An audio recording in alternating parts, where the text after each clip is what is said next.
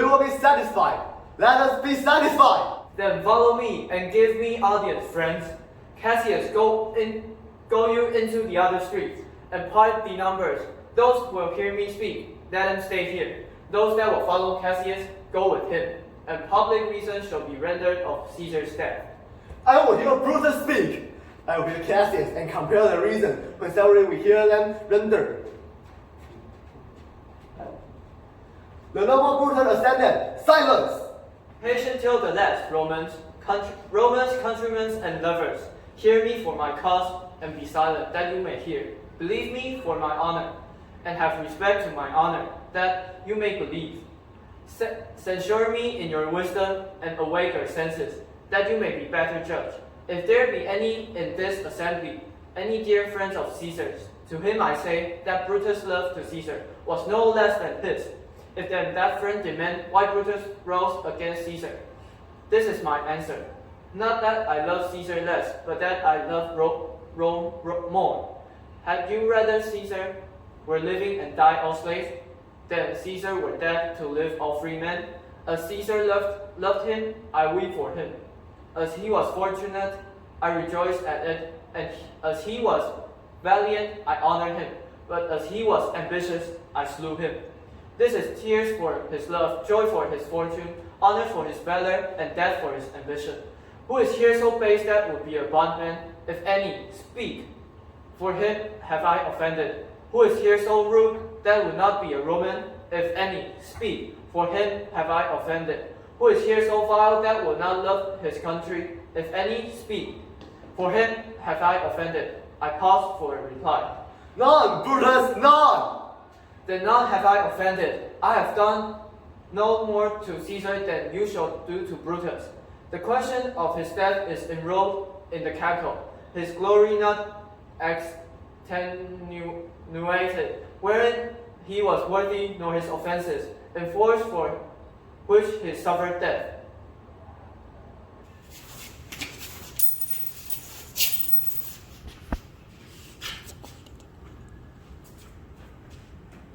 Here comes his body, born by Mark Antony, who though he had no hand in his death, shall receive the benefit of his dying, a place in the commonwealth, as which of you shall not. With this I depart that, as I slew my best lover for the good of Rome, I have the same dagger for myself, when it shall please my country to need my death.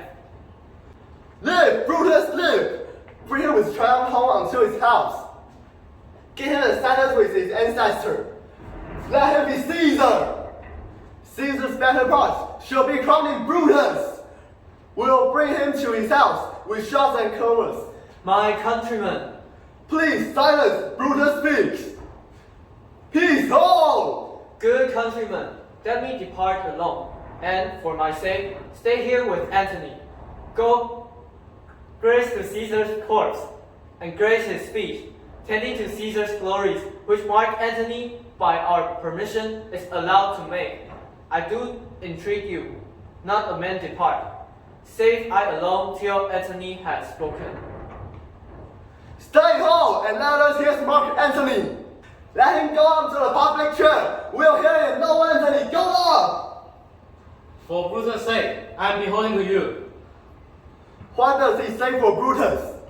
He said, for Brutus' sake, he finds himself beholding to us all. Till best he speak no harm of Brutus here.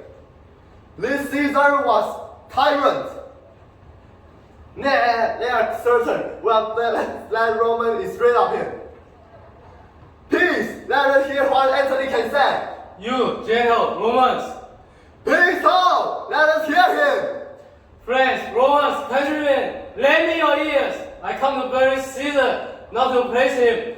The evil that means to live after them. The God is oft interest with their bones. So let it be with Caesar. The noble Brutus have told you Caesar was ambitious. If it was so, it was a grievous fault, and grievously have Caesar answered with it. Here, under leave of Brutus and the rest, for Brutus is an honorable man. So are they all. All honorable men, come I to speak in his funeral. He was my friend, faithful and just to me, but Brutus said he was ambitious. And Brutus is an honorable man. He had brought many captives home to Rome, whose ransom the general Corpus filled. Did this in Caesar seem ambitious?